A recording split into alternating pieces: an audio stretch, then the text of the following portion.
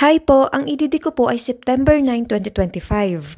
Ang huling hulog ko po noong 2024, January, February, March, April, May, September, October, November, December, January 2025, April, May, at June. Magkano po kaya posible makuha ko po? Hi Beb! For today's video, sasagutin natin yung concern ni Beb Romalia. Beb, kung ang EDD mo ay September 2025 at para malaman kung ikaw ay qualified sa maternity benefits, i-exclude natin yung semester contingency mo na mula April 2025 to September 2025.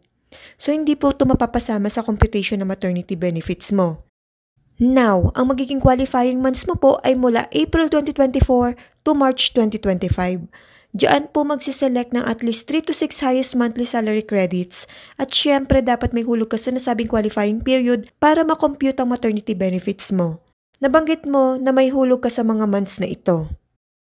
At ito naman po yung magiging monthly salary credit or MSC base sa contributions mo as voluntary member. Next, magsiselect lang po ang SSS ng at least 3 to 6 highest MSC gaya nito. Then, i-add natin yung 6 monthly salary credit within 12-month period bago ang semester ng iyong panganganak for the total of 84,000. Hindi po ito yung amount na makiklaim mo.